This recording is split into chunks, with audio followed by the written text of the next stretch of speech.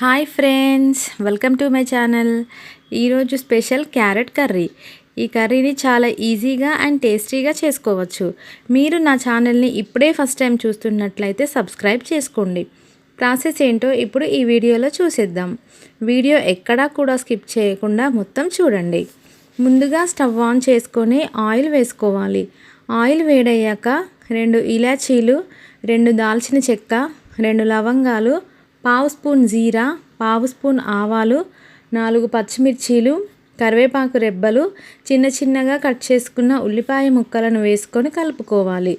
కరివేపాకు కొంచెం ఎక్కువగా వేసుకోండి, టేస్ట్ చాలా బాగుంటుంది. ఉల్లిపాయ ముక్కలు బ్రౌన్ కలర్ అయ్యాక అల్లం వెల్లుల్లి పేస్ట్ వేసుకొని కలుపుకోండి. అల్లం వెల్లుల్లి పేస్ట్ని పచ్చివాసన పోయేదాకా కలుపుకోవాలి. ఒక్కసారి పచ్చివాసన పోయిన తర్వాత కొంచెం పసుపు వేసుకొని కలుపుకోవాలి. ఆ తర్వాత చిన్న చిన్నగా కట్ చేసుకున్న క్యారెట్ ముక్కలని వేసుకోవాలి. క్యారెట్ ముక్కలు పెద్దగా లేకుండా చిన్నగా ఉండేలాగా ముందుగానే చూసుకోండి. కర్రీ మొత్తం మీడియం ఫ్లేమ్ పైన పెట్టుకొని చేసుకోవాలి. క్యారెట్ ముక్కలను చక్కగా కలుపుకొని మూత పెట్టుకొని ఒక 15 నిమిషాల పాటు ఫ్రై చేసుకోవాలి. 2-3 నిమిషాలకు ఒకసారి మధ్య మధ్యలో మూత తీసుకొని కలుపుకుంటూ ఉండండి, లేదంటే అడుగు అంటిపోతుంది. 1 స్పూన్ కారం, టేస్ట్కు తగినంత సాల్ట్ వేసుకొని కలుపుకోవాలి.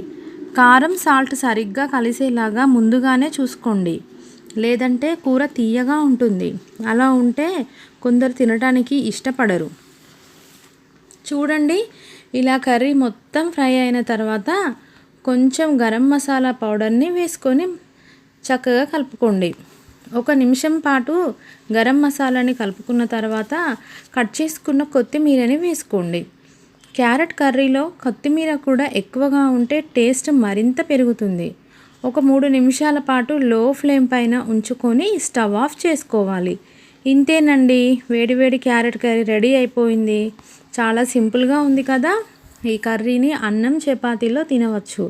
రసం, సాంబార్లో సైడ్ డిష్గా కూడా వాడుకోవచ్చు.